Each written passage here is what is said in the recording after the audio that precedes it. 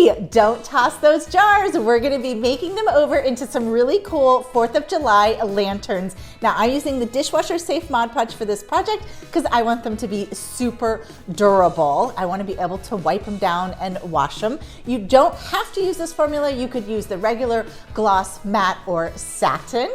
Thanks so much for crafting with me today on Make It with Mod Podge. I'm Cathie Fillion, and let's get crafty.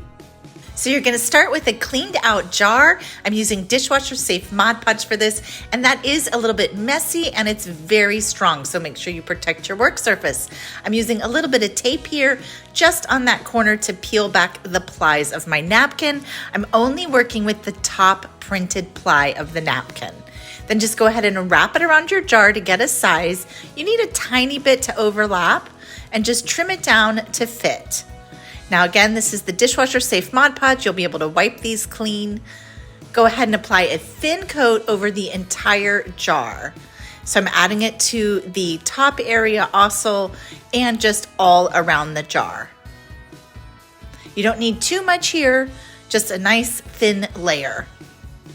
Once it's completely coated, you can just add your napkin right on top.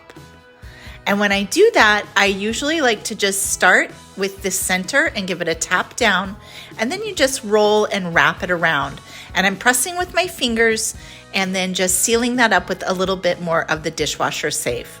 I'm gonna go ahead and trim off the bottom, and I'll use the same Mod Podge to seal down or glue that to the bottom. You could finish this off with a little felt circle or something like that. And then top coat the whole thing with the same Mod Podge Dishwasher Safe formula. Once it's all dry, you can trim away the top, and then I usually go in and add a tiny bit more of the Mod Podge just to seal down those loose fray edges at the very top. Now to finish them off, you can decorate these so many different ways. I'm using a series of lace and fun ribbon and pom-pom trim. And then for the top, I'm just using some thick jute rope that I found at the dollar store. And I'm just hot gluing that around the top. Super easy. Again, you can do this any style that you want. Now, once it's all finished and ready to go, I'm using some battery operated lights. You could put candles or battery tea lights down in here too. And look at how cute that glow is. I love it, like stained glass.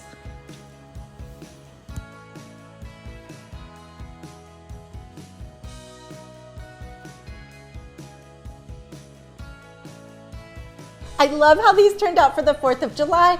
Just using these 4th of July napkins, you can create a really cute look. These are gonna look awesome in my backyard. I also love this idea for your winter holidays and for Halloween. How cute is that? You can just mix up your napkin choices. Thanks so much for joining me today. I'll be back here next week with another fun project to share with you. And until then, have a super crafty week.